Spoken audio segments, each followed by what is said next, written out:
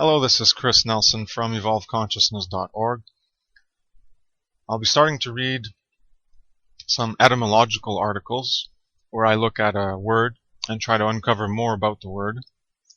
And I kind of develop a story narrative, sort of, sometimes, to try to give bigger, more depth, more interconnected understanding with aspects of reality. So I've already done it with articles like matter, on the word matter. And here's another one on analogy, balance, and things in between, words in between that I found related. And I'm just going to describe them. This was published on the 4th of November, 2014. This was also part of my more in-depth learning of the trivium method and modalities of consciousness and thought, as analogy is a basic form of comparison, and using a prime ratio, a 1-to-1, you have to at least compare one thing to another. So we use one thing and reference it to another, and that's how you have metaphors and similes and allegories, where you use something in reality, but you're going to use that one thing in reality as an analog to something else you're trying to explain. So it's using imagery in your mind to relate to things using one thing as the common base. You're going to use aspects of one thing to explain aspects of a second thing. So it's always a 1-to-1, or you can have 1-to-1-to-1 or 1-to-2. But the most basic one is a 1-to-1 analogy. Usually it's just one thing to one thing. So this was started as research, but it developed into another journey to talk about, like my uncovering of matter. If you want to see how etymology can help uncover understanding of reality, such as an aspect of how natural moral law functions that I used as an example, then join me on this adventure in discovery. I had fun making these connections. So yeah, it is fun. When I did the matter one, that was fun. I uncovered a lot. This one too, and all the other ones. I always uncover more about reality through the etymology of the words. Alright, so analogy. Ana plus logos. And it means according to ratio, from the Greek analogia, which is a proportion. From ana, upon, according to, and logos, as in ratio. So in the meditation article, in the mind, heart, left and right brain, that's about thoughts as well. And I've mentioned an etymology on thought and logos, how it relates to ratio. And after this article, I also have other articles on etymology. And at some point, I do one on words, reality, and proportion, which has to do with ratio. Since I mentioned at the beginning, analogy uses prime ratio, 1-to-1, which is what cause and effect is based on, is a 1-to-1 ratio. And it's the first ratio. That's why it's called the prime ratio, because it's 1-to-1. It's not 1-to-2, which is a half. It's not 1-to-3, which is a third. It's not 3-to-4, which is 3/4. It's not 2/3. It's 1-to-1. Now this is a preview for what's coming up in my causality, but if you have 1-to-1, it's 1/1, and that equals 1. So you have unity. The duality is the first part of the unity. So you have a 1-to-1, a cause and effect, and that's one system. So the duality of the 1-to-1 is actually 1, because 1-to-1, 1/1, 1 divided by 1 equals 1. So it's also the prime ratio for that reason, because it comes back to 1. That's part of one system, a 1-to-1 reciprocal nature of just cyclical iterations, and it keeps going over and over. When we make an analogy, we make a comparison between two things and determine a relative proportionality, a ratio of similarity and difference that can be imprinted as a pattern.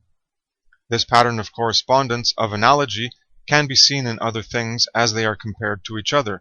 Sometimes this evidence points to unseen laws. So, the dualist conceptual framework that I came up with. Well, what does that deal about? Well, it deals with comparisons, in the similarity and difference, in the correspondence. Hence, ratio and proportionality, one thing compared to another, and where does it fit on a spectrum?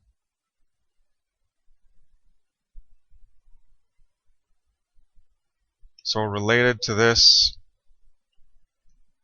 is ratio, rational, reason, logic, truth, thought, thinking, contemplation, concentration, meditation, reflection, logos, and measure.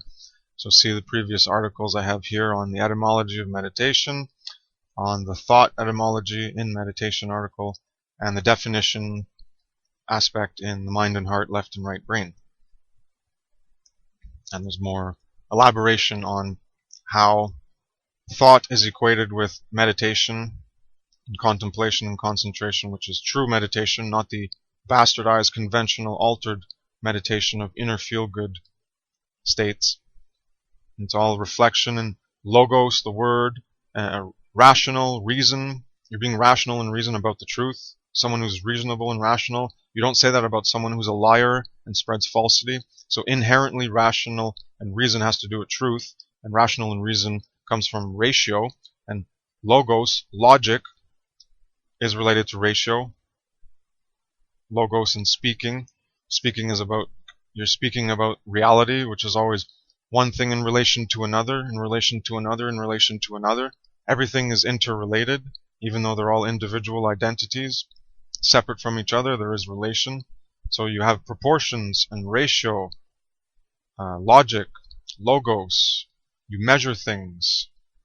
You compare them. So everything's related. This is all has to do with consciousness. All the work I do has to do with evolving our consciousness by coming into greater attainment of truths about reality. And the most important of those truths is morality, so that we can actually live rightly, to create rightly. In order to understand morality in more depth of accuracy and understanding, you need to go into more depth of reality and understanding reality. And as you understand reality, your understanding of morality will improve as well, because you will see things as they are. And you'll be able to use ratio and rational and reason and logic and thought and thinking and to measure things out and see where morality does apply and where morality does not apply, and how morality works objectively. To continue, the word proportion relates to relation, measure, compare, division, and parts. It's a due relation of one part to another, also size, extent, comparative relation in size, degree, number. And this comes from part, which is a share or portion, to assign, grant, allot, to get in return. And I did this etymological breakdown in a recent article on part. Oh, that was on falsity and evil. Yeah, where I had participation, and I explained participation. I even said how the word part has very good etymology to it to describe what participation is. So if you want to see that etymological breakdown on part as it relates to participation, then check out the audio-video article on falsity and evil. So the part get in return, reward, granted. Similar to correspond and correlate, you bring something back. Something granted, it's a return. It's an assign, grant, allot, share, portion. So from there I went to correlation. Since we're already at corresponding and correlating with analogy, well, in proportion it just shows it even more. How there's correspondence and correlation involved in the description of the words. See, reciprocal. As I just mentioned before, with the 1-to-1 ratio, cause and effect, it's all reciprocal. You see how reality ties into itself? The more you uncover about words that describe reality, the more you're going to understand how words interconnect to reference each other and correspond each other in order to describe reality accurately. Etymological discovery is pretty fascinating. I find it fascinating anyways. Other people might find it very boring. But that's how I'm able to increase my understanding of the words and language I use to represent reality, because that's what the purpose of language is for. It's to represent reality, to communicate about reality. So if your words are not proper, then your communication about reality will not be proper. Your words have to reflect a proper understanding of reality. Correlation, relating together. That's what it means. We have relation, co-relation, relating together. I believe it comes from con or com, the basic like compassion, compare, all the com and con is usually together with. So relation together. Then we look at the word relation. Well, relation is a connection, a correspondence, a bringing back, restoring, a report, a proposition. And then we look at relate, from relation. To relate is to recount, tell, refer, report. From re, back again. And then lattice, carried, born. So you carry back again. You're born back again. From one thing to another, right? We're correlating, we're making a correspondence, we're creating a connection. It's a relation together from one thing to the other. It's a co-relation. So you're carrying back one thing to the other. From one thing to the other, and you carry it back to the first thing, and you have a correlation. From one thing to the other, carried back. And lattice is used as a suppletive past participle of fare, to bear. So, Lucifer, light bearer. Well, the same thing in suffer, from compassion. It's all about bearing, carrying. We'll get into that later, in later etymological breakdown.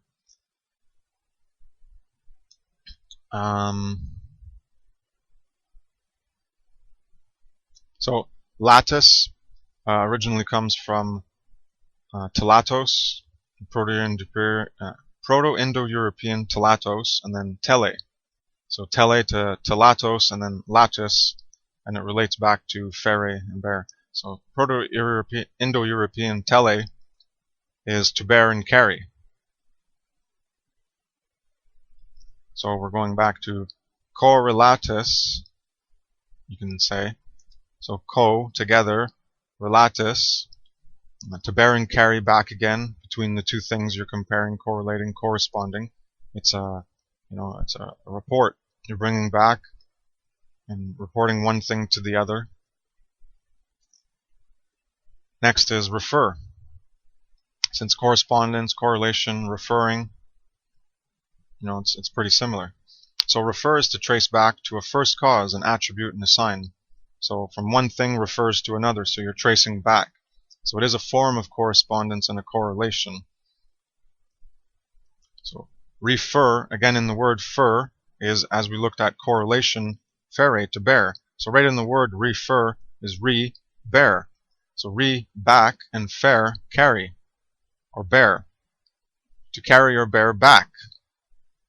So we see trace back to a first cause. So you're carrying back, you're going from one thing, and you're carrying or bearing back to another. To carry back, you're bringing it back, you're bearing back. So it's a specific direction.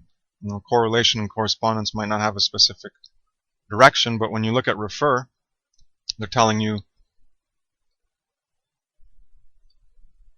it's to trace back to a first cause, so there's a definite order. In a correlation, you can set one as the first or the other one as the second, or vice versa, and switch them up. But you're still going to be going back and forth. But refer seems to more state back to tracing back. You're referring to something else. It's still a correlation and a correspondence. And infer, it's to bring into, to carry in. So rather than back, it's going in. You're carrying it in. So deduce, infer, conclude, draw an inference. You're bringing it against. From in and fare, carry and bear again. And that's from the Proto-Indo-European bear. So you can see where bear comes from, is to bear, to carry, to take. So when you bear something, when you carry it, well, it's in your possession, you're grasping it, you're holding it. We'll get into the etymology for hold and grasp. and ownership and things like that. But when you're bearing something, when you're carrying it, it's actually on you. So you're taking it. You're carrying it in. So that's why deduce and infer, when we're inducing instead of deducing. Induce is going from the particulars to the universals to find the general concept. When you have the general concept, you can verify it through the particulars to see if it's accurate, and then that general universal applies to all particulars if it is indeed true. So we're bringing it in. We're bringing in universal into the particulars, if you want to look at it and tie it into logic and understanding that way. Next we have correspond. So responding together.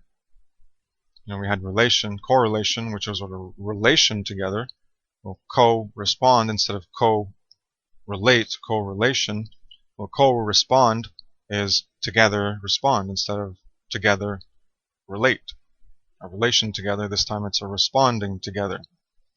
So you pledge back, you promise in return.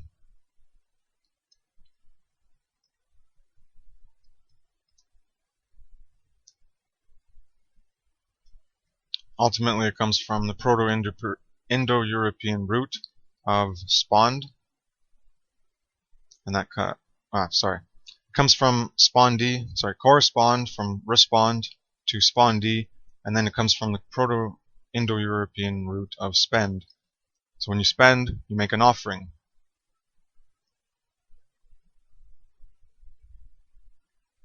So one thing is corresponded to another. You can look at it as it's pledged back. It's a promise of return. It's corresponded. There's a correspondence. So it's a bit different than correlate, because you have the aspect of a promise in return and a pledge back, something spent. Correspond. An automatic relation, one thing follows the other. Cause and effect, prime ratio, 1 to 1. Cause and effect works reciprocally. A correlated, corresponded, proportional ratio will connect two things. As one is output, it causes and reciprocates a return in energy as an effect. The next word is reciprocate. That's from reciprocar or reciprocare. I don't know how to pronounce Latin too well. It's probably reciprocare, which means rise and fall, move back and forth, reverse the motion of. And from reciprocus, so reciprocate comes from reciprocal, Latin reciprocus, returning the same way. So it's related to rhythm, cause and effect. So if you think of the Hermetic laws, you have polarity, so you can look at cause and effect, and you can maybe look at that as a gender.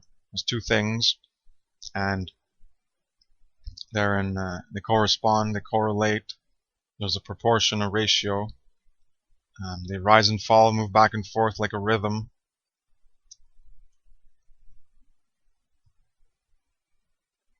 So returning the same way, alternating.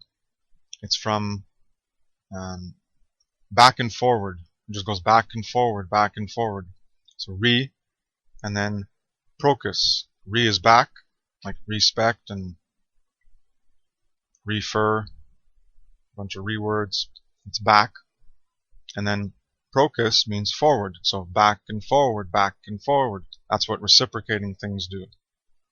That's what cause and effect does.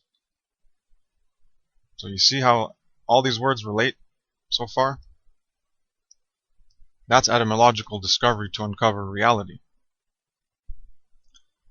So from correlate, relate, refer, and infer, there is extol. That also relates to carrying or bearing, since to raise something up requires the bearing of it in your hands. So if you're extolling something to lift it up, well, it's in your hands if you're lifting it up. So again, you're bearing it and carrying it. So extol is to lift up, from the Latin extollere, to place on high, raise, elevate. So you're placing it up. So from ex, up, and tollere, to raise. And again from Proto-Indo-European tele, to bear, carry, which we saw tele in the word correlation. So again, correlation had to do with bearing. This is again bearing, it's bearing up. You're rising above. There are cognates to tele, carry, and bear relating to tolere, to raise. So tolerate. So you can immediately see the word tolerate, tolère, and in French, you tolerate something. It's tolère. See, it all comes from the Latin, because the Latin-based languages like French and English and Spanish have a common root in Latin. So you see tolere, to raise, from the root tele, to bear and carry, which relates to with correlate. Yeah, correlate, relates to correspond. All these words relate. That's why when I'm doing these etymological discoveries, it goes from one word to the other, because they are related. I'm not bringing words that have no relation to each other and trying to relate them.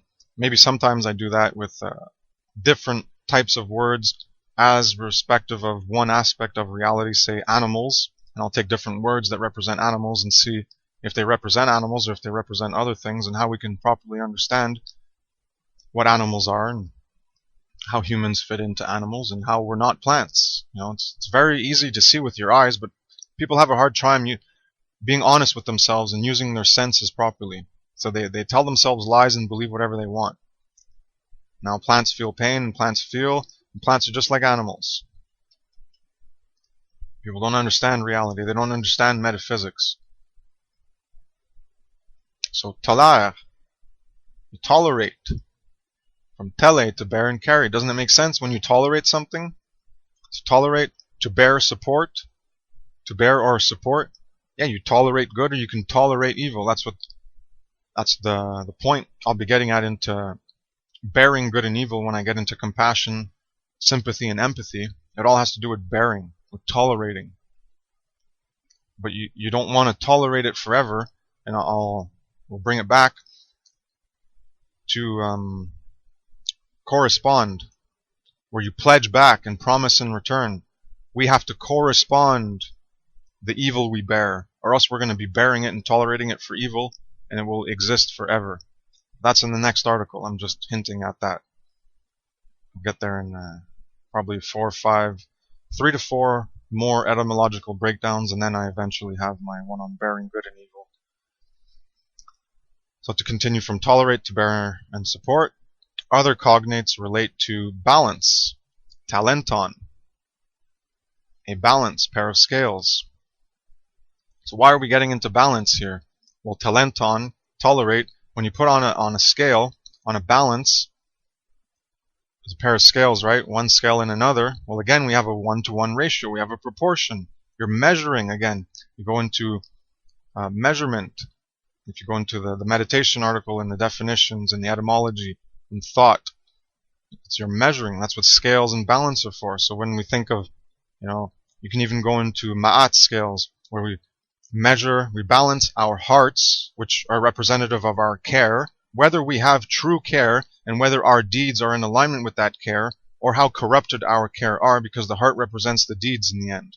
It starts with our desires in the heart and the care, and then we create our world and what we do in ourselves, who we are, how we represent ourselves. Our being is represented through what we do, which ultimately comes from what we care about.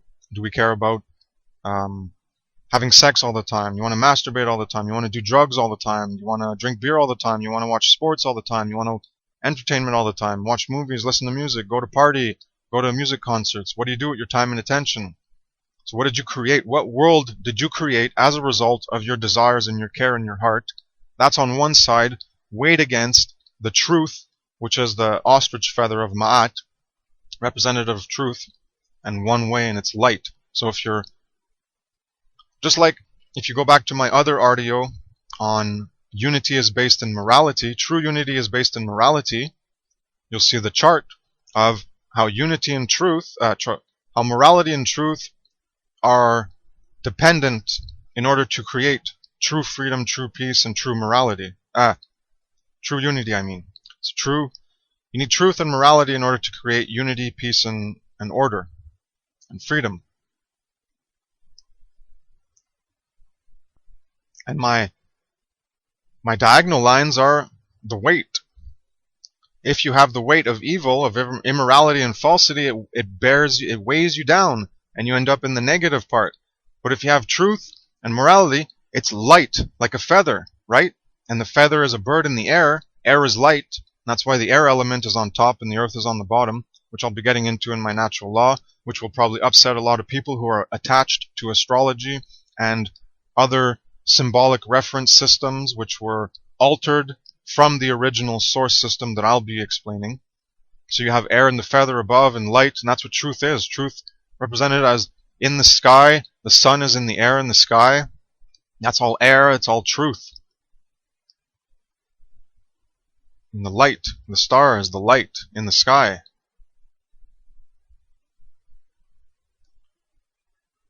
So truth and morality makes you light and it brings you up, whereas falsity and immorality brings you down. It weighs you down.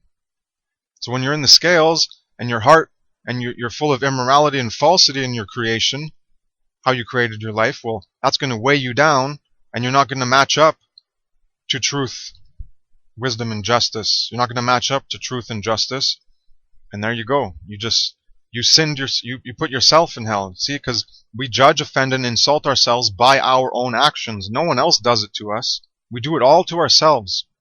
We are our own worst enemies.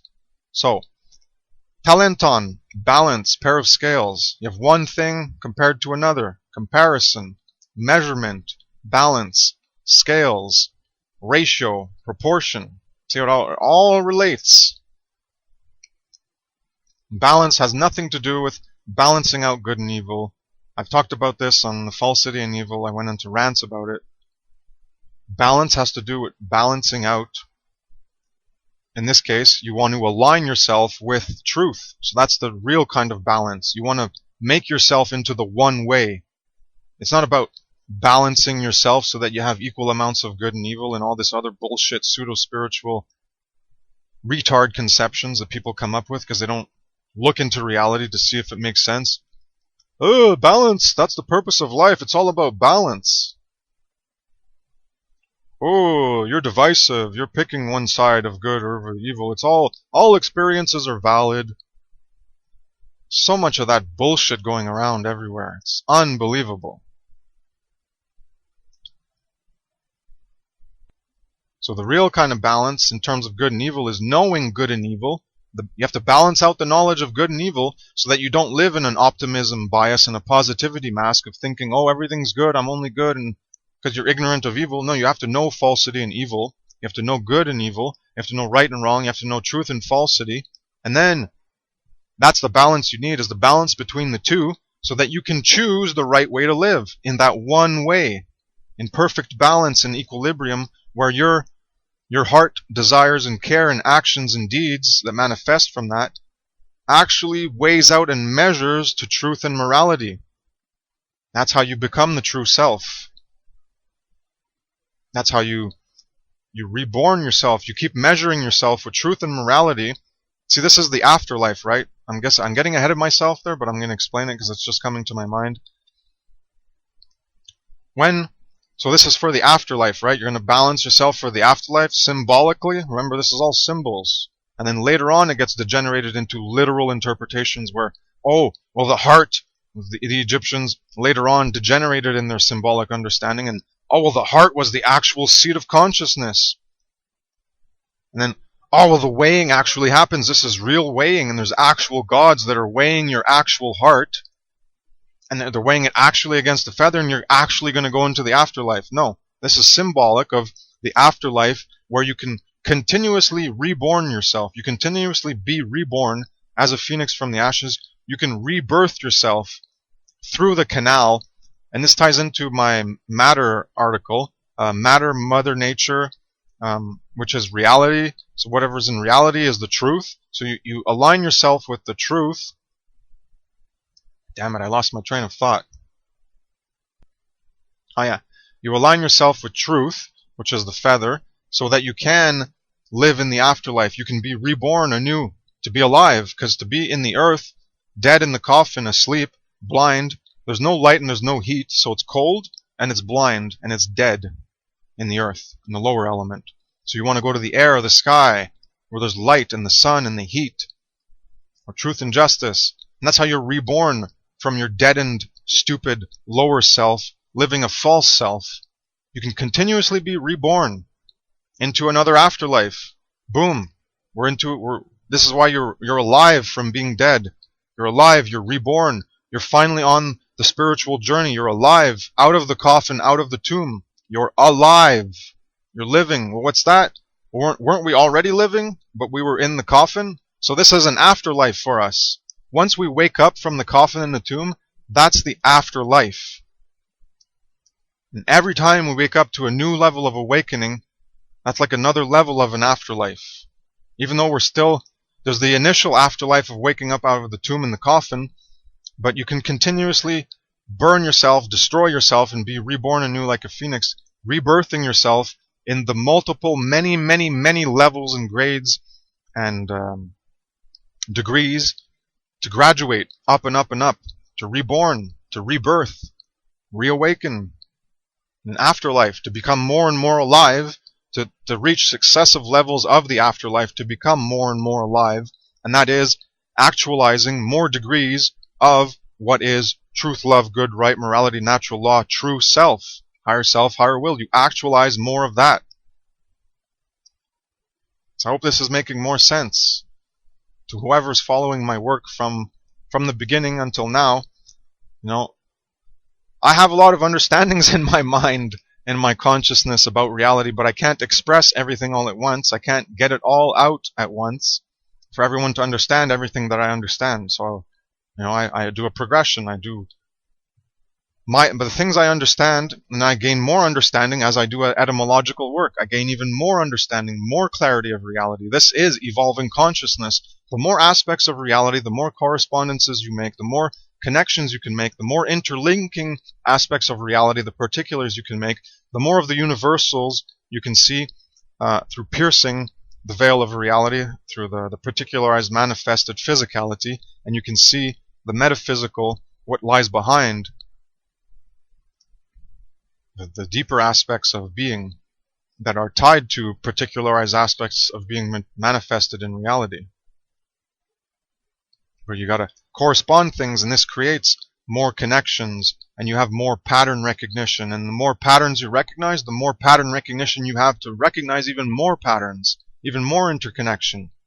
And this helps to build up that big picture so that you can see the divine pattern, how everything fits together.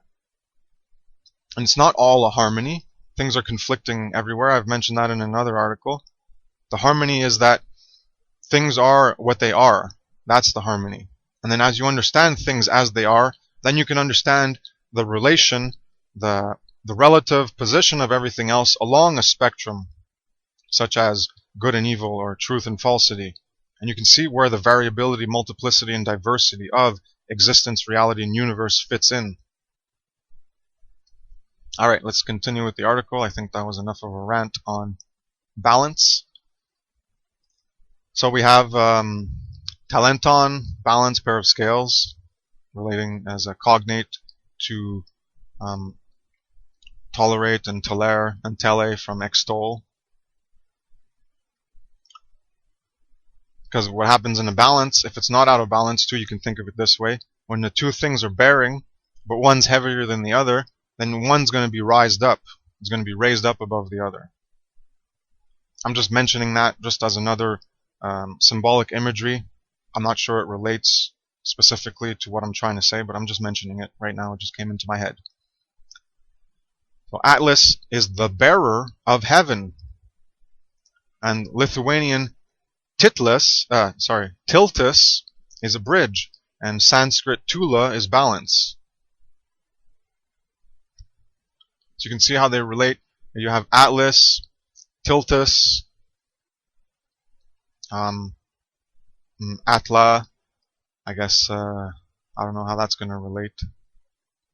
Anyways, these are the cognates in the etymology. I'm just relating to things, different words that relate to bearing. So you had extol, Atlas, who extolled, and he was the bearer of heaven. And then you have bridges. So yeah, And when you make a correspondence, a correlation, you're bridging things. When you're balancing things, you're bridging them in a way. So you see how words relate? It's pretty amazing. For the bearing and supporting, to carry, bear back, something is received, then given back. Since we have it, we have to bear it and carry it back.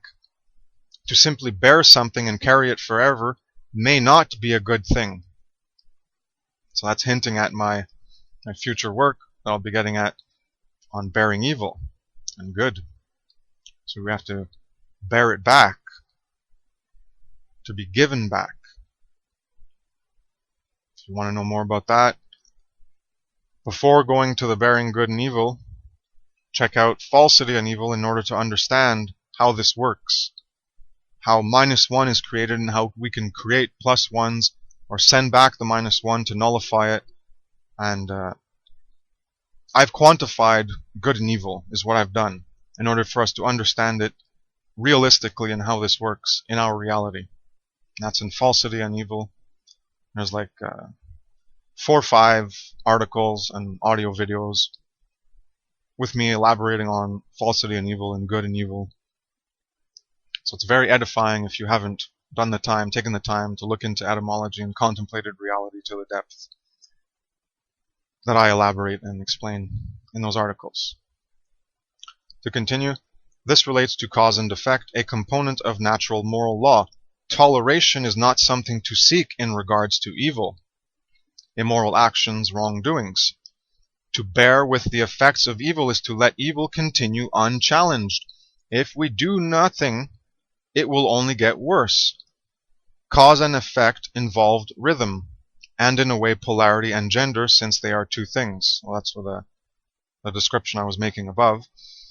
An effect happens due to a cause.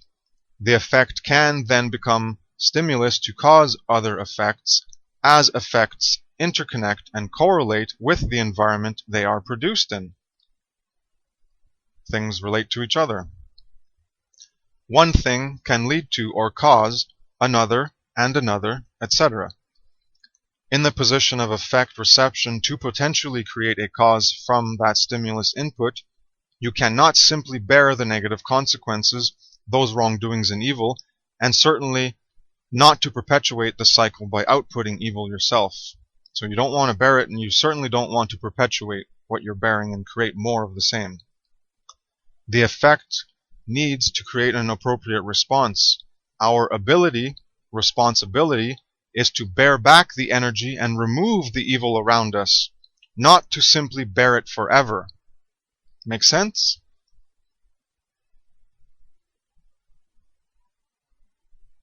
You cannot hold on to evil. You cannot just tolerate it and be a doormat in the imbalanced feminine mode of being a slave consciousness.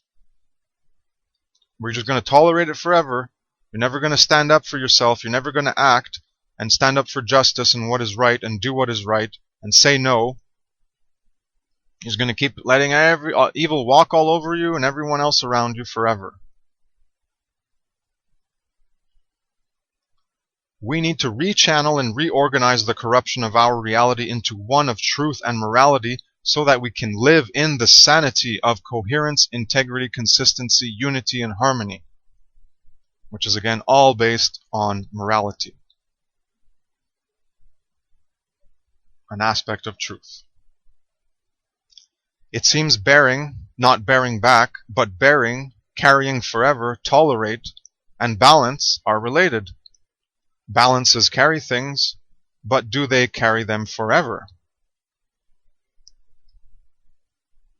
Now I would just like to say that balances, well, they fluctuate. You take one thing and you weigh it against another, and then you take something else and compare it. So there's always, it's not supposed to carry it forever, because you're weighing it and then you go on to something else. Or you weigh it, you change something, and then you weigh it again. And then you change something, and then you weigh it again.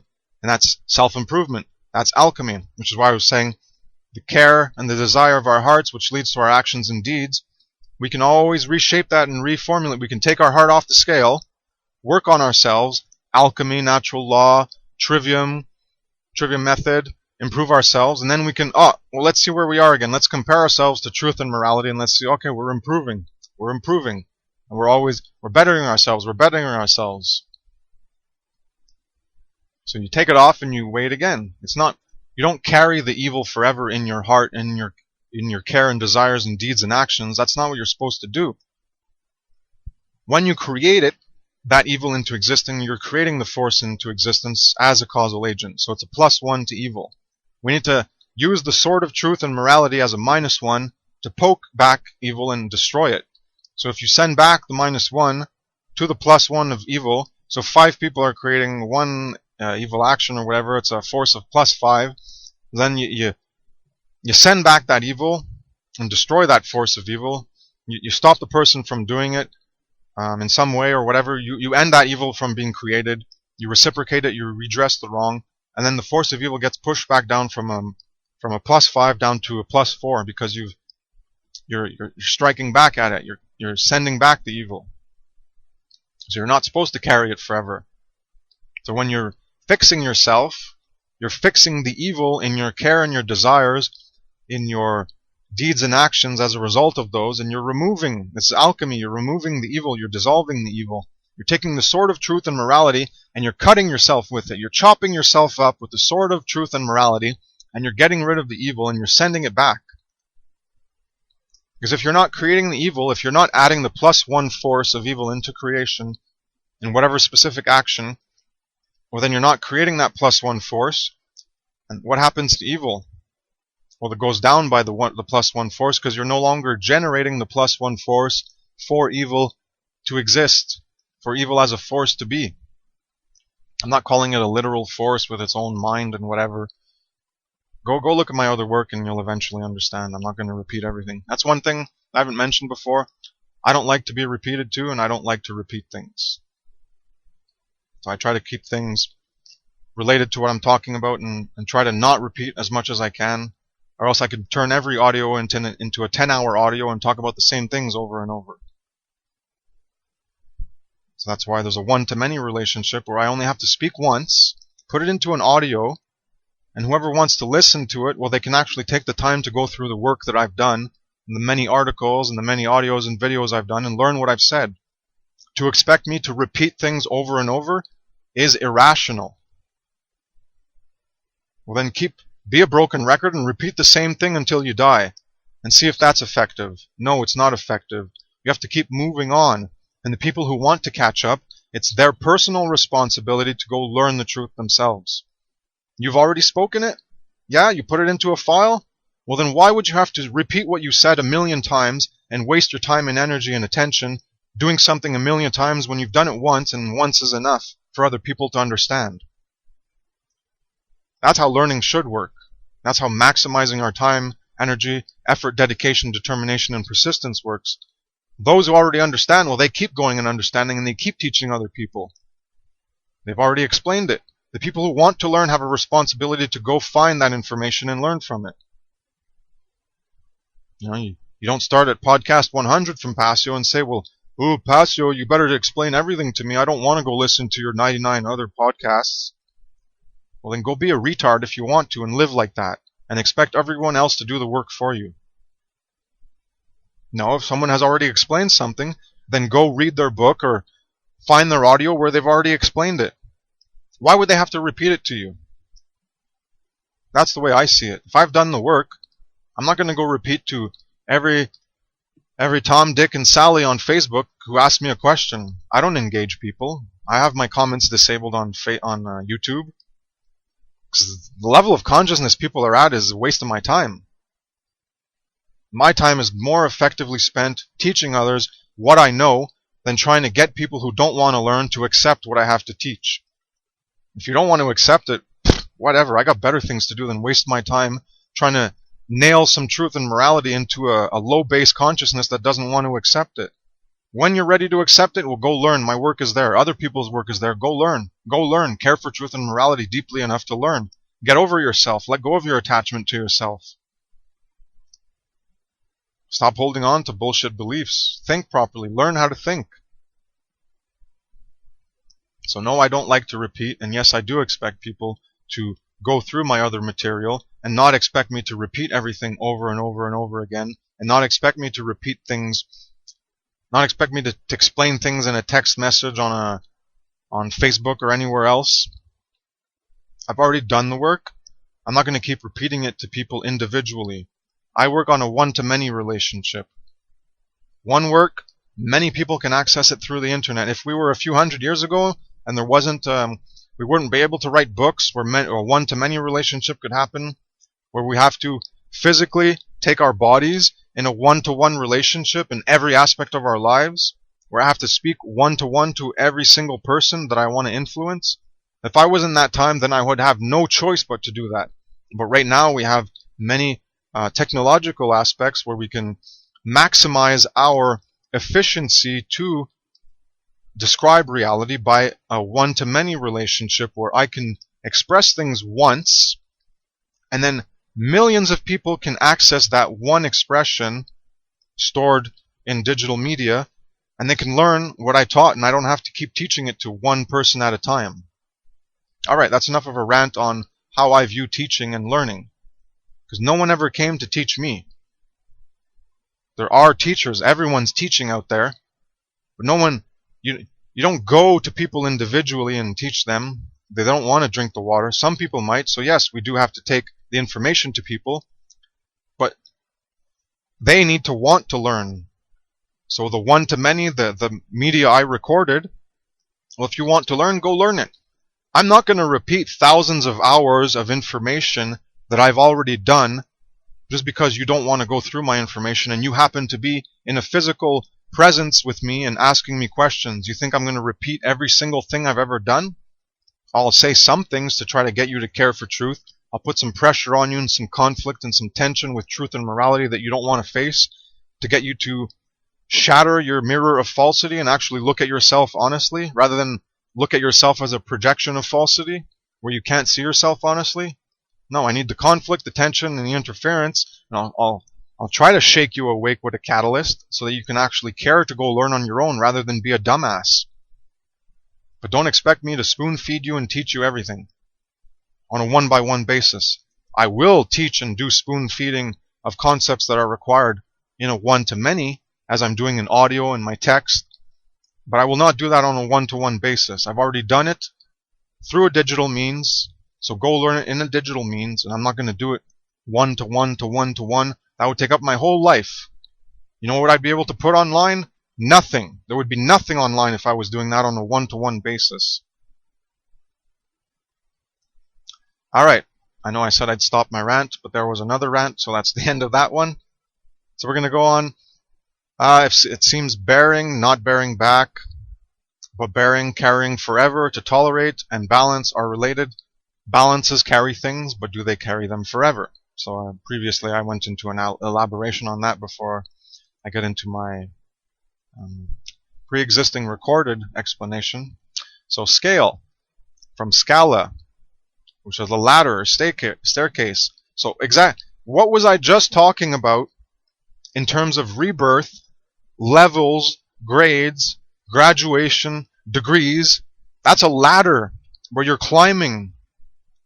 If you're not aware of this, go look at previous infographic and audio video presentation on truth, natural law, heaven and hell, Bible symbolism. And again, the heart with the desire and care and actions and deeds of a lower consciousness in creating evil and falsity, well, you're at the bottom of the ladder and you need to climb up. So the scale, again, the balance, when we have our hearts in the feather, it's all about measuring ourselves, comparing ourselves so that we can climb the ladder and evolve consciousness. Imagine that. You see how amazing etymology is and how it describes reality?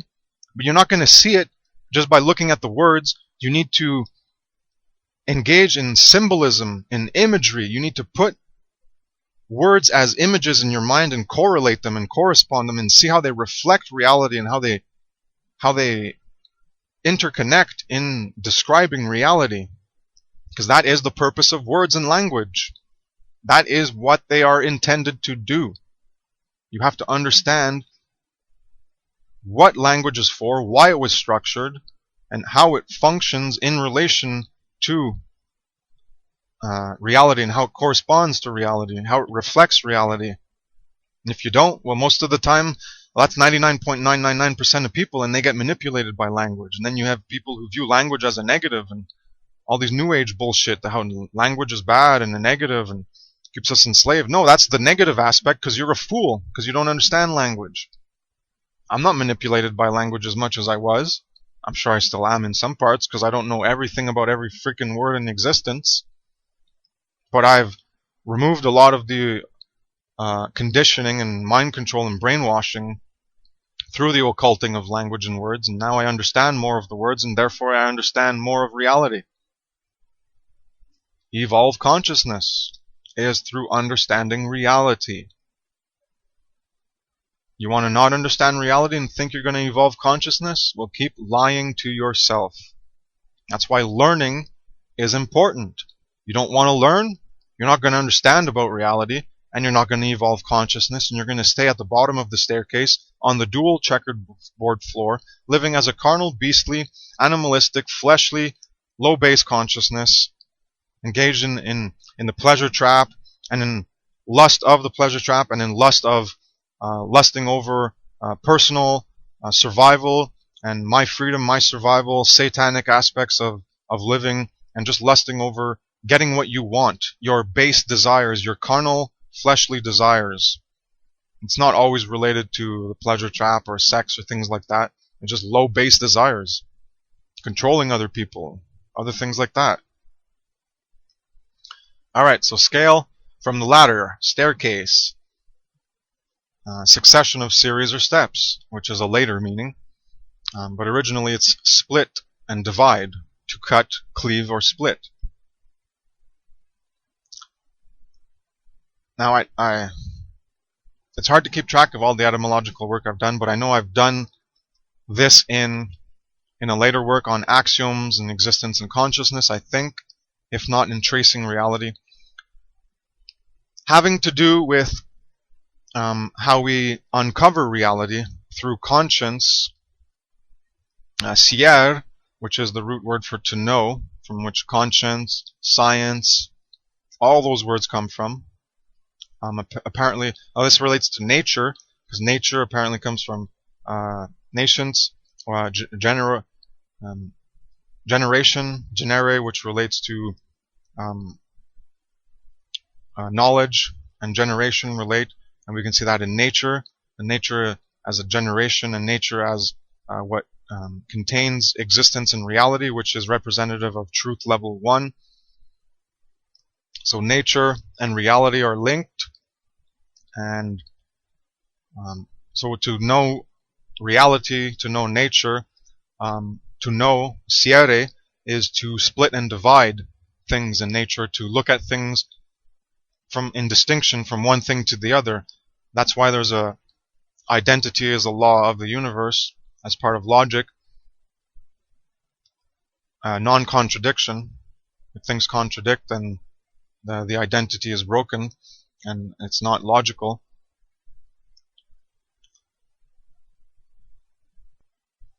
So we have the multiplicity, diversity, and variability of everything in existence, nature, reality, and the universe. And that would be nature level 1, just the bare things in nature. And so the multiplicity, variability, diversity allows for identity because things are divided, things are split up. They're cut, cleaved, and split from one thing to the other. They're not the same. Only the one, the all, is the same. In order for the all and the one to create everything else, conceptually in this theory, the speculation, well, it had to divide itself. It keeps dividing and dividing and dividing, and that's how you get multiplication, is through division. I have an article on that as well, a little post on multiplication through division. Okay, and related to scale is Libra.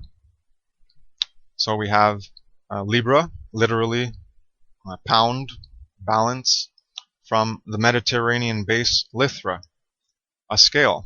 So that's why Libra in the horoscope is a scale.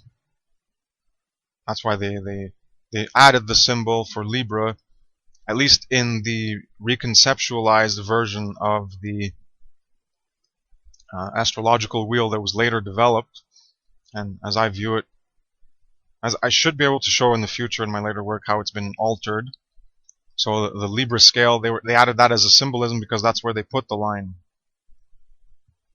So I'm just mentioning that Libra has a scale because of where they put it in terms of the zodiacal wheel, that it was the dividing line, so hence the scale. Maybe it's also relates in terms of the months of the year. No, because then, never mind. I didn't say anything there about the months of the year. So it relates to scale because of the position on the zodiac wheel, which I think might be wrong. I still have to look into that more, relating to the work I'm doing on natural law right now and symbolism as it relates to reality and the natural processes and the four elements. Anyways, that'll be an interesting presentation once it gets done. To continue, we have a tangent, bear, carry, balance, scale. We can scale up a ladder, which is to climb, to go up, which is like extol. When we extol is something's bared above us, and carry up. Well, we can carry ourselves up as well when we climb up the ladder. We can scale up a ladder. To climb up a ladder, to scale up a ladder. So the scale, that's why the scale is referred to as a ladder as well, because so if you scale up a ladder, you climb up a ladder in that term. But a scale and a balance, and a scale in terms of it has other root in etymology and history as well, because you have scales from reptiles in the dragon bloodline, and then you have seashells, which are scales, because shell and scale come from the same root, and skull caps, and then you had the ancient Scythians and Phrygians and people over there from close to the Black Sea basin, where a lot of the alleged historical source for the conflicts of the dragon bloodline come from. And you had people who there's a lot of tales about this, people who would drink from blood from the skulls, from human skulls, and they would drink the blood of their enemies. This is how demented some people are, and that's where skull and the scale and the skull cap and anyways, this is research I've done 4 or 5 years ago that I hardly remember, relating to the dragon bloodline and scale. So I just interjected with that, but don't pay too much attention to it because it's very fragmented in my mind. But it relates to scale and scales, fish scales, reptile scales, dragon bloodline, skulls, seashells. Anyways, so we have proportions, ratios, relations, etc. What we are already talking about has to do with parts and divisions into parts. So we have, again, proportion. Proportion comes from part.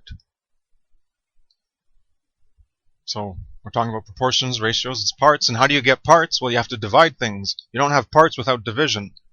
A one, an all, isn't a part. It's one thing. Then when you divide it, then you get more parts. So scale is rooted in split and divide. Again, scale, split and divide. Why? Because again, we're dealing with ratio and comparison of things, and proportions. Again, proportions and parts and division. See how it all relates? It's pretty fascinating and amazing, I have to say. When you look into etymology to uncover reality, it's amazing. Scale is related to balance and carry. Bear with the tele root, relating to tolerance, just so we don't forget. So I was just reminding people of these words. So now we're looking at balance. So balance, scales for weighing. Bilancia, from late Latin bilanx, whatever. From the Latin libra, bilanx. So again, you see where libra and balance and scale relate. They're all related in etymology. So libra, Latin libra, bilanx, scale, having two pans, because you have bilanx. So the bi and the lanx was the pans, and the bilanx is So 2 pans because bi, which is twice. Everyone usually know bicycle, 2, twice. And lanx means dish, plate, or scale. So 2 scales. That's why a balance is 2 scales. You can see Libra. I don't see why it's there. From Latin Libra, bilanx. Anyways, Libra apparently is related to bilanx. Maybe bilanx is lie banks, so you switch around the bi and the la. So Libra instead of bi la.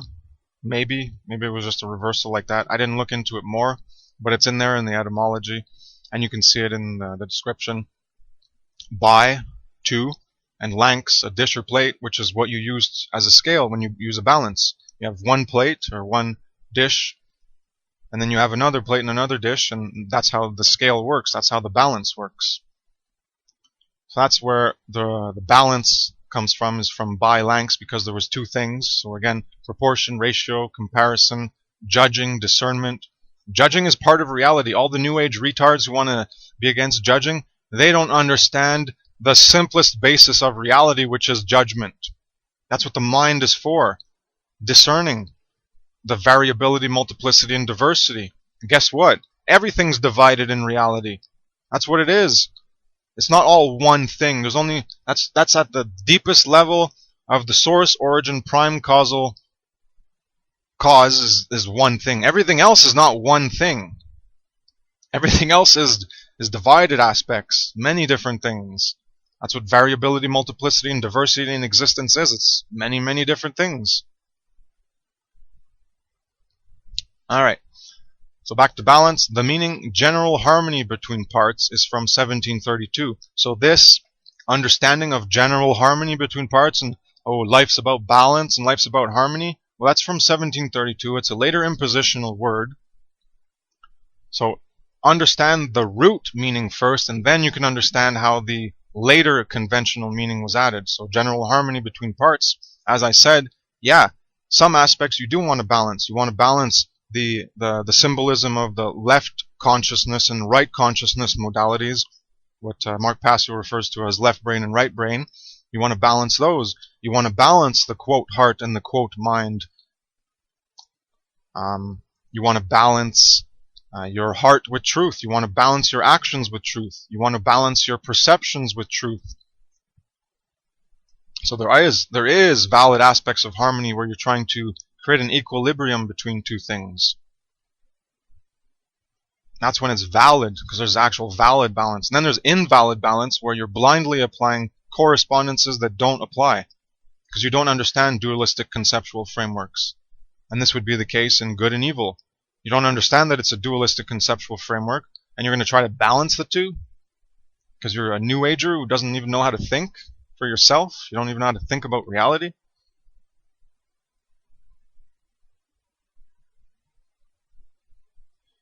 Alright, so a balance is used to equate 2 things, or measure them if ratios are known in the angle.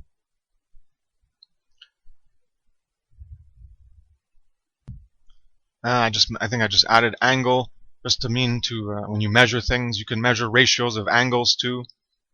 It's not necessarily 2 things that have to be on a balance. You can measure angles. There's other things you can measure in ratio and compare and proportions.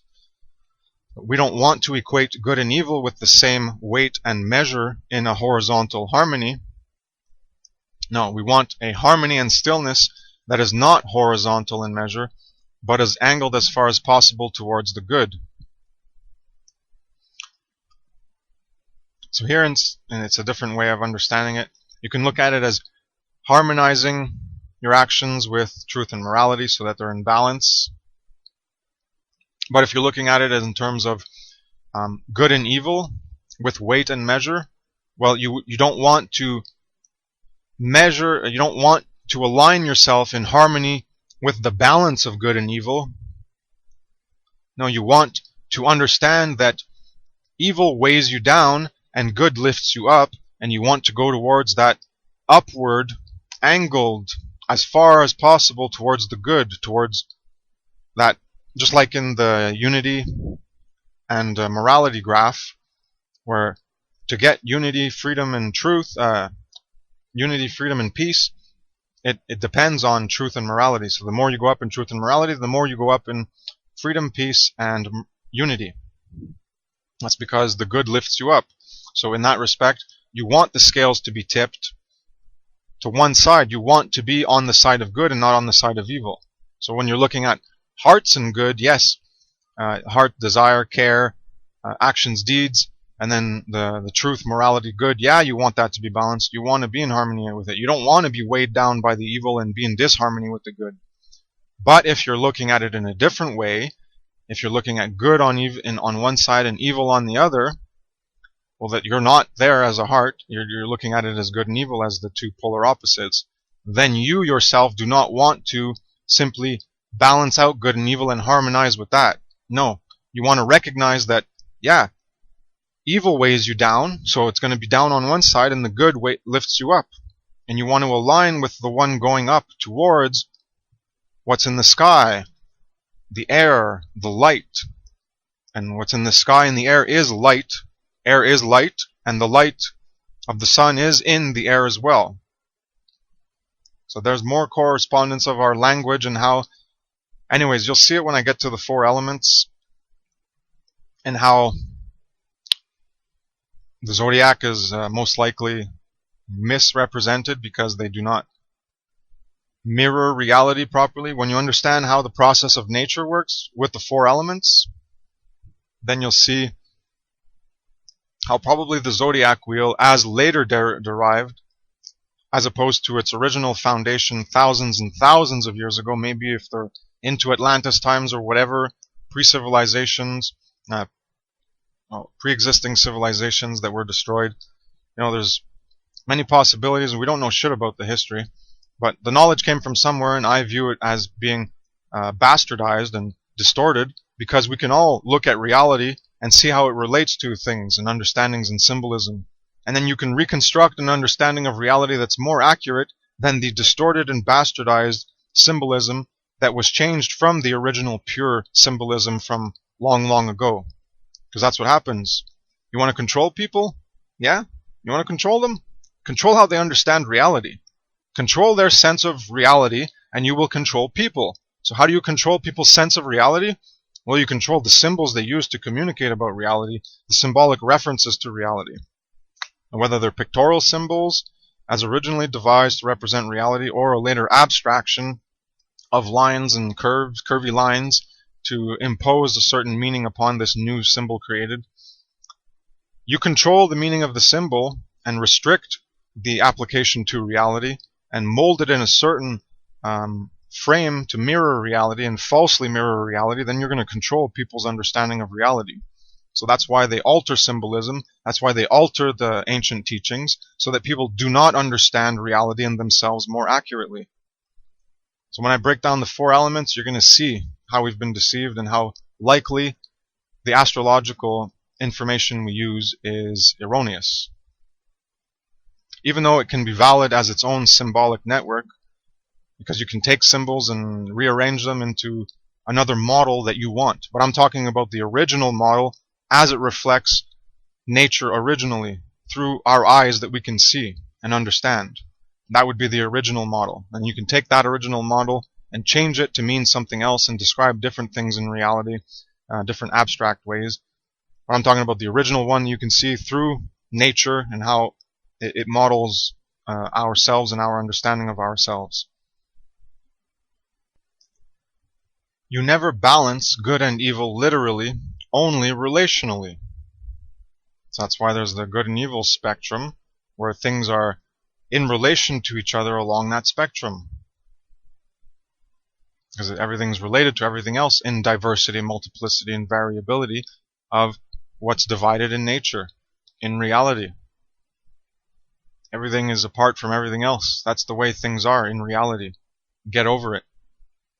A lot of pseudo-spiritual New Agers, all they can bear is their feel-good attachment to false unity, false oneness, and false connection. So whenever they hear things like, oh, things are divided in reality, oh, Oh, that's you're in duality thinking. No, I'm in realistic thinking, you morons. I see reality as it is, and I know actually what oneness and unity and connection is.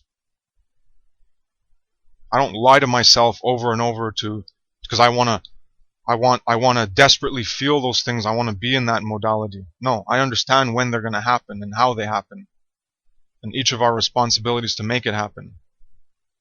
It doesn't just happen because you want it to happen. There are requirements to create true unity. There are requirements to create true freedom and peace. What are those requirements? Truth and morality. Very simple. It's not just, oh, some truth and some morality. I'm just going to go with this little bit of morality. I'm just going to not murder people and not rape them, but I'm going to assault them and steal from them. Well, sorry, that's not good enough. So what is good enough? Well, it's this thing called moral foundation and the moral baseline. What is the true depth of morality? And then when you reach that point, that's when you can create true unity, true freedom and peace with others also at that level of the moral baseline and the moral foundation, and not before that time. So get ready for a lot of patience and get over your quick fix dopamine rush of the new things happening, and you want your satisfaction and your desires to be met. Well, get a little more patient and learn that you're going to have to tolerate things and then send them back in order to fix things, rather than just be ignorant of how you're creating the evil, the immorality. You got to learn and work on yourself and then help others do the same. When we use a balance, we set two things on scales to compare their relative measurements. So again, relation, measurement. We measure one thing to see its relation to another thing measured. We can measure good in comparison to evil, and we can discern between the two. We are not to balance good and evil in our lives in a literal sense. You relate good to evil so that you can come to know them in greater degrees in order to end slavery and create freedom. That's why there is a balance between the knowledge of good and evil, to know the two so you can know the difference. That's why you can apply the dualistic conceptual framework accurately and where things fit in between that spectrum, because you have good and you have evil, and you understand the differences. You understand you have a balance between good and evil. The knowledge of good and evil is what you're balanced on. You have knowledge of good and you have knowledge of evil. You don't just have knowledge of evil to create evil. You don't just have knowledge of good to create good and be ignorant of the evil. You have knowledge of both to have an accurate understanding of reality and where things are in reality. You do not literally balance evil and good and engage in them both equally. That is pure folly. The verb of active balance is to bring equal horizontal balance, not uneven. So the angle part was just in reference to how we can be proportional to angles, and how if there is an angle, like if you look at a graph, and especially in terms of evil weighing you down and good lifting you up, morality lifting you up, and you can see even in a balance, if you did take good and evil, well, then you could learn to go that it's not about a horizontal balance in terms of good and evil, because those are polarities. Polarities you don't want. You can understand them in terms of a horizontal scale, but in terms of a direction, where you can tilt the scale diagonally to understand that where you want to go is to the right side, the right hand of God, which is up. So if you tilt the scale, make it a diagonal, then you'll understand, yeah, the right hand of God is going up, the right hand of good. And if you don't, and then therefore the left side, the left hand of evil, the left hand of God, in symbolic sense, which isn't God, but it's ourselves. We do it all to ourselves, but symbolically, the right hand and the left hand. Either you follow truth or you face the consequences. Either you do right, you be right, or you go wrong. That simple. So left hand, and it's symbolized by evil, and it's downward. So you can tilt the scale rather than look at it horizontally. But here I'm taking the verb of active balance is to bring equal horizontal balance. So when you're talking about active balance, you're looking to align with something, so it's a horizontal balance, not an uneven one. It's an equilibrium. When we balance and equalize our perceptions of reality with how reality actually is, or our conceptions of reality, so that our perceptions are representative of reality. Well, that one is an equilibrium. You want to harmonize them together. It's a forward and reverse actions are the same. There is no forward or back, no reciprocity. You don't want to go back and forth in the balance. Back to the evil, back to the good, back and forth. You don't want a reciprocity that way. There is no carrying back to. There is carrying, bearing it, not bearing it back. It is a no net change stillness. In terms of if you were doing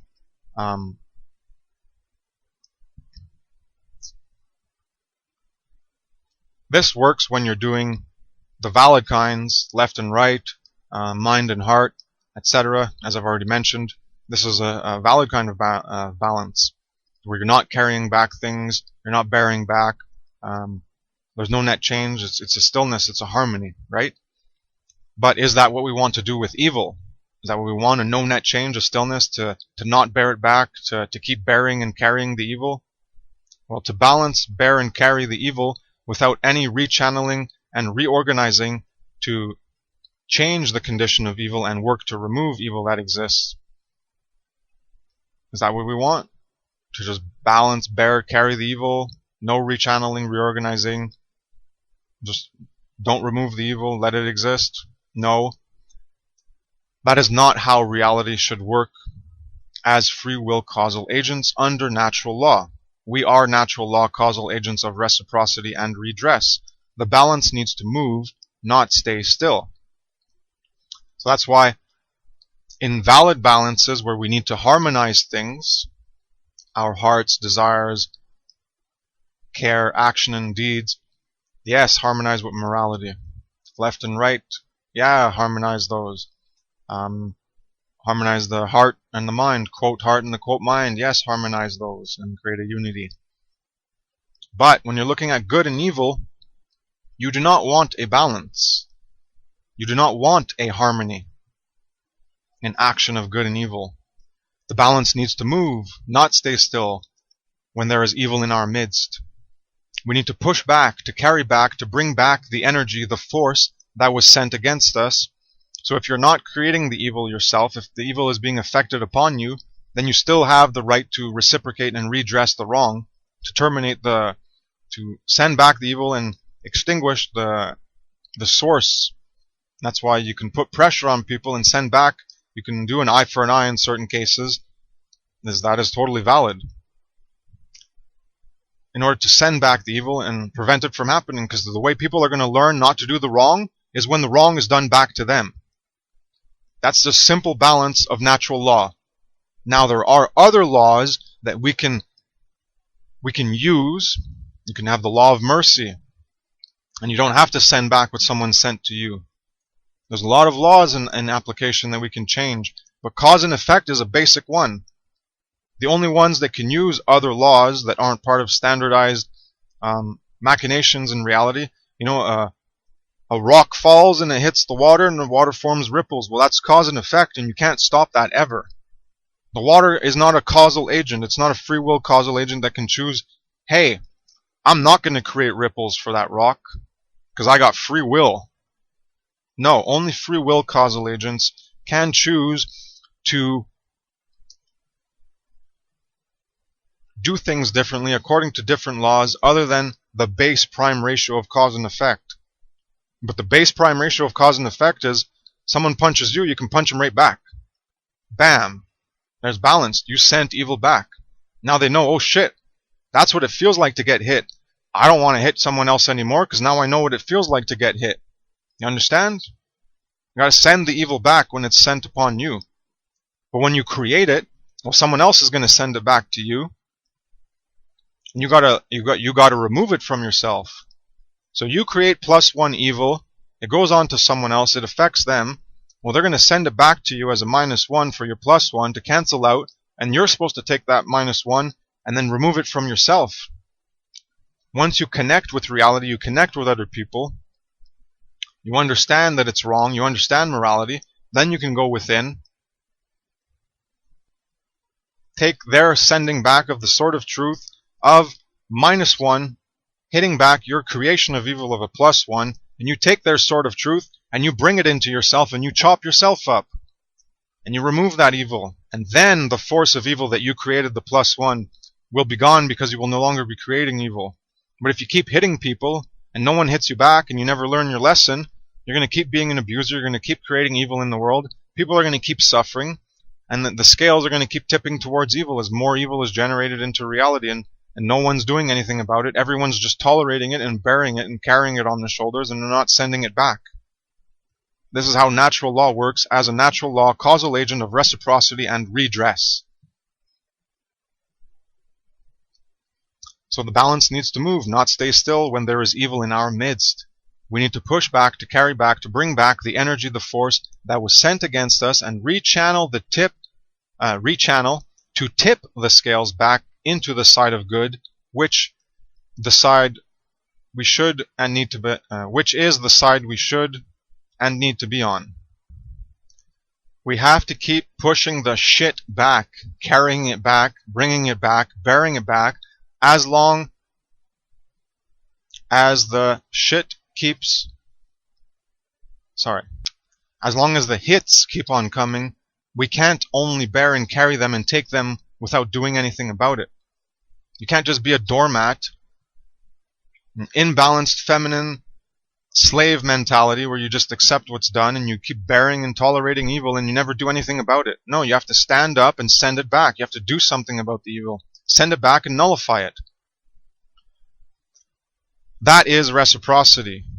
That is inherent in cause and effect. That is cause and effect. Cause and effect is reciprocity. As I've been explaining this whole time, this whole presentation, as I've said, all my work is about natural law and evolving consciousness. This is all about evolving consciousness and understanding natural law. Reciprocity is, that's why I call how we're supposed to live is a reciprocal system. The natural law reciprocal system, I don't know, I've mentioned it in one of my recent articles that I did an audio on. I guess I should go through my work and collect the terms that I've come up with and make them standardized. But it's a reciprocal, that's what it is. It's a reciprocal feedback system. We are natural law causal agents of reciprocity and redress within the reciprocal feedback system of reality. It's everywhere. The reciprocal feedback system is everywhere. It's inherent in reality. Now, the part that's specific to higher order consciousness is a specific aspect of cause and effect, which deals with morality. Because cause and effect is everywhere. The rock in the pond, well, there's not morality there, buddy. It's not a causal agent. It doesn't have free will. Only animals apply in that domain. Animals have free will. Animals have mobility. Animals have interactivity. Plants don't. Rocks don't. There's a certain level of complexity required in order for morality to apply. It's not everything in existence has morality applied. So we receive and get pushed.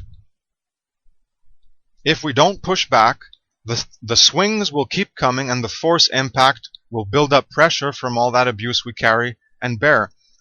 So if you think of a pendulum and keep swinging, we don't keep swinging it back, right? So it's just a new pendulum every time, I guess. Keeps hitting us, boom. But we don't swing the pendulum back. We just keep it. So we get hit, and that's it. We just get hit. So that's the situation we have now. We have falsity all around us, and we simply let it continue. All the swings, all the hits just keep accumulating, and we're never sending them back. Because that's a law, right?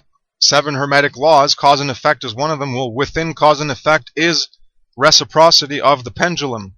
Rhythm, that's another law. Rhythm, the law of rhythm. So we are not engaging in the law of rhythm. We're ignoring the law of rhythm, which is inherent in cause and effect. We are not sending back evil, because we are all cowards. We fear truth and morality. We ignore truth and morality. We have apathy for truth and morality, which means we don't care for truth and morality. So we're not learning about it, therefore we stay in ignorance. You have cowardice for truth and morality, and therefore you're lazy in truth and morality, and you don't live truth and morality. So you don't live in truth and morality? Yeah, you're not going to stand up for good and send back evil. You're not going to engage in cause and effect and reciprocity to send back the rhythm of evil back to evil, to nullify its force. So we're not living according to the ways we're supposed to be living in order to create good, because we have been engineered into cowards to do nothing. Because we're taught, oh, using force is violence. No, violence is violence when it's a violation of a right. When you use force, it's a force. When you use force to put down violence, it's not violence. You have physical acts that can create harm, and I don't care what Mark Passio says about boxing and UFC.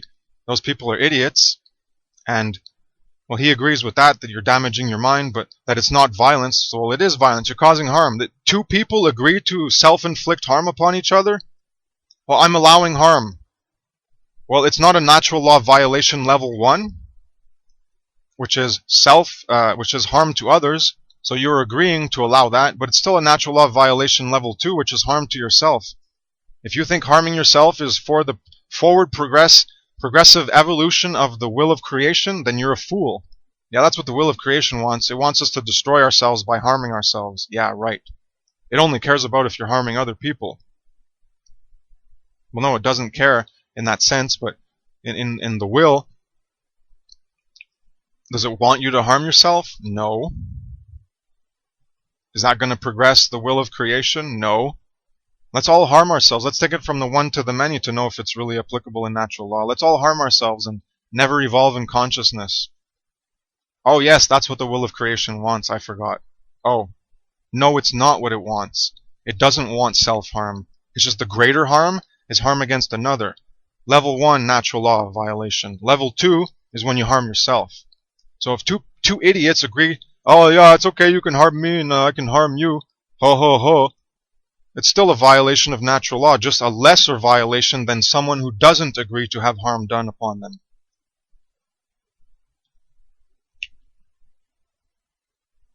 Alright, I don't know how I got into boxing and shit. For harm, doing harm to others. Anyways, to continue. So that is the situation we have now. We have falsity all around us and we simply let it continue. Oh yes, because we're cowards. So, we don't stand in truth and morality. I don't remember how I got into the boxing thing. Anyways, so the fact that most people are living in falsity, in a false conception of reality, and cannot see injustice and immorality clearly, does not excuse what we have let happen. So the fact that people live in falsity, false conceptions of reality, they can't see injustice and immorality clearly, does not excuse the condition that we're actually in of falsity, false conceptions, injustice, and immorality. Just because they can't see it doesn't mean it isn't existing. It doesn't excuse it either. Oh, well, they can't see it. You know, forgive them for they know not what they do. Well, mange la marde. I don't give a shit. You're still doing what you do. That's all that matters, is what you do. You're fooled? Like in The Giver, and you believe the way you live is good, so you keep living the way you live because it's good? Well, that's what we do now. You think that's a valid excuse? I don't care. It's either right or it's wrong, whether you know it or not. The difference is when you know you're doing wrong, you're actively engaging in dark knowledge and dark care and willingly creating evil into existence. And the lesser wrong is when you're unwillingly, you're doing it when you think it's good. So you're not knowingly creating evil, you're creating evil as though it was good, or you're creating evil under the excuse that it's a necessary evil in order for good to be promoted. So either way, in all cases, the action is still the same. It's just the reason, the causal motivation behind why that manifested is different. But again, forces don't really care why you do something. There is no care in nature. It's programmed laws, and people want to believe in this new age bullshit too. Oh, nature cares and nature's so wonderful. No, we are the ones who have the eyes of the beholder, who can see the beauty. Nature is cruel. You got ladybugs.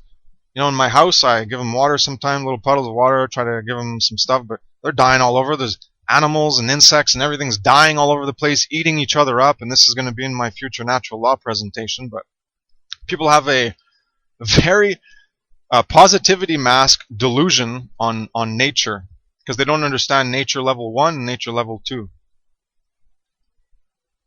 There's a lot of conceptual levels in what we understand, and we just want to blanket it into one conceptual understanding when the symbol we use, the word nature symbol, it has different levels of meaning, and you can't just use false equivocation all the time. Just like consciousness, it has, in etymology, consciousness relates to only animals. Now you can apply that to the source consciousness of all, the I awareness and all that stuff. And then if you're going to try to equate that with the individuated consciousness that we are, well then you're engaging in false equivocation. There's different aspects. There's the source, and then there's what's actually manifested in the here and now in the physical plane. Alright, to continue. So balances do not carry and bear the forces in their scales, plates, cups, shells, skulls, etc. And the reason I added shells and skulls is, as I mentioned with the dragon bloodline, is because they are related. And if you go looking into the etymology, you'll find shells and skulls and you'll see they're all related. Causal agents and cause and effect. Well, I had come to play and to play. I don't know. That was I think from Dragon Software, so I just corrected it. Causal agents and cause and effect interrelate. The balance is only at rest when there is no evil pushing against us. Otherwise, if the balance is at rest with evil, it means we are just taking it. So you got your head in the sand, ignoring the evil, because you don't want to look at the evil. You don't have knowledge of evil. You don't have the balance of the knowledge of good and evil, and you're just taking it up the ass. When we fight back, evil will fight back, and the scales will move in measures of force. When we reduce the force of evil, the force of good increases, and we tip the scale towards the good. Evil needs to be removed. The power of the falsity and negative outweighs the truth and positive when we try to join them, and therefore evil needs to be removed from true unity and harmony. Evil needs to be removed for true unity and harmony to occur, because evil and the negative and falsity outweighs truth, positive, and good when you're trying to join things together. You cannot join contradictory parts. This is a law of logic, non-contradiction. Unity is in non-contradiction. Please go look at my previous work on true unity is based in morality and foundational living and true unity, and you will understand that to more depths. With analogy, correspondence, correlation, discernment, diagnosis, assessment, judgment, analysis, etc., we can come to know reality in greater degrees of accuracy. We can form dualistic conceptual frameworks to understand certain aspects of reality that fit into those models of comparison. These are some words to help us perceive, conceive, understand, and navigate reality. Correspond, correlate, refer, etc. all had to do with carrying back after receiving a reciprocal motion such as cause and effect are, which is the prime ratio of proportion. For each cause, there is an effect. Cause is related to effect. The recognition of this universal concept is corresponded in different parts of reality to confirm its existence, as some aspects of reality are analogous to other aspects. Analogous, analogy. And this is what I'm talking about, how in order to find truth, you always have to be grounded in reality. You always have to come back to parts of reality to confirm its existence, to confirm the existence of the universal. So how do we learn about good and evil? Well, they're confirmed in existence. They're actually grounded in reality. That's how we can verify that these things are. There's certain things that are, certain behaviors from causal agents, certain things that happen, and then we create words and describe these things, and they're diametrically opposed. Cause and effect correspond to each other Cause and effect correspond to each other in relational view of a dualistic conceptual framework, and they are inseparable pairs as well, representing one aspect in parts of rhythm and motion along a scale. So it has a rhythm and a motion along a scale. Carry back, bear back, bring back in correspondence is not the same for relational understanding as it is for literal comparison. So we have the relational understanding between good and evil, and then we have a literal comparison where you're going to compare like your heart's care, desires, deeds, and actions to good or to evil.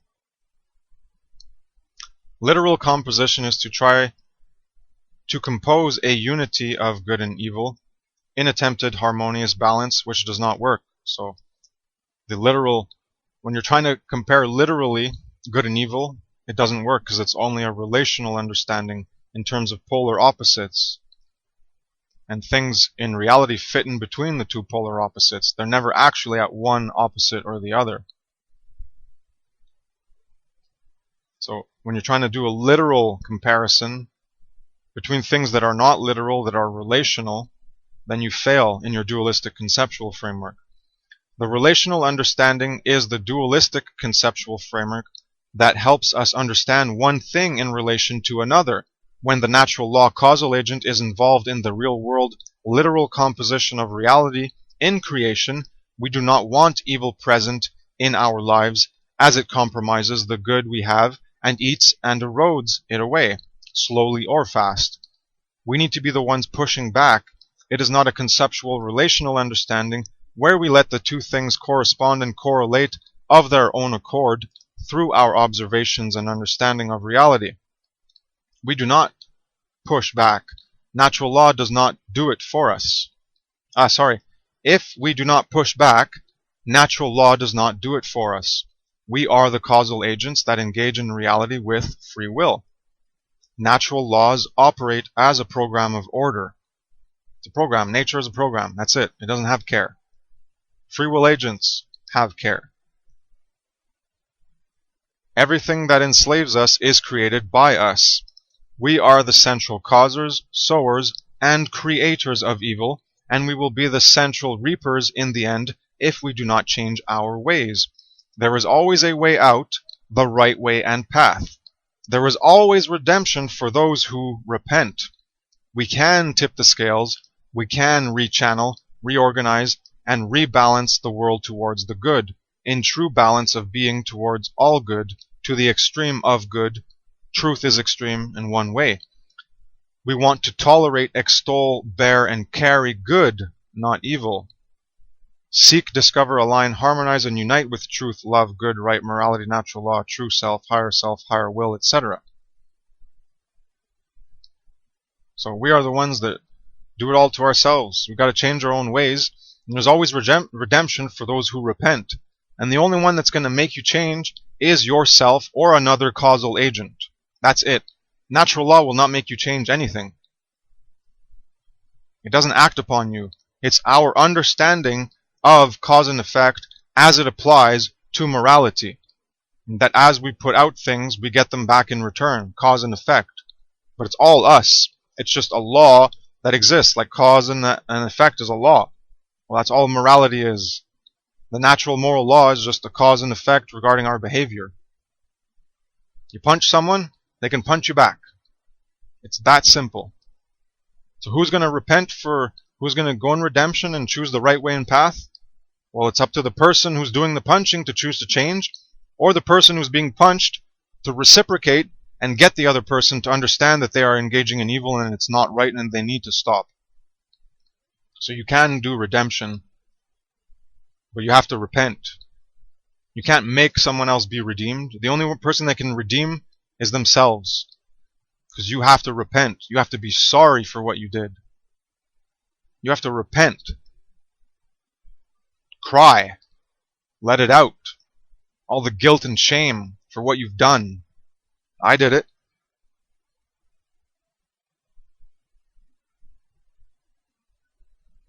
Alright, so thank you very much for listening to this etymological audio breakdown of a previous article I did on analogy balance and what's in between. As you can see, there's a lot of things in between. That's why I call this article analogy balance and in between, because when you balance things, well, there's an in-between mode. When you're analogizing, well, it's one thing to another, so there's always an in-between. Well, not if there's just two things, but since if you're looking at the dualistic conceptual framework in that terms of balance of ourselves, well, there's good and evil, and there's the whole universe of everything that exists in between good and evil. And we, through our analogy of ourselves and aspects of reality with good, then we can come to understand more aspects of good and more aspects of reality as they embody good, etc., etc. Anyways, language is fascinating. You're the only one that can help you understand it more by going through processes of understanding reality and understanding how your own cognitive and consciousness processes work in order to understand reality itself. Because if you can't think properly, then it doesn't really matter what you're going to read. But hopefully, through reading, that will automatically also improve your ability to think through the material you read. So it's much more important to get quality material than quantity material. And you can learn naturally yourself how to think better by going through other people who've written stuff and learning. And that'll improve your own ability to learn. But you can learn specifically things like the trivium method, and that'll help you to understand already how your mind functions and how you process reality and how you generate in reality, etc. So thank you very much for listening. Thank you for your time and attention. Have a nice day. Take care. Peace.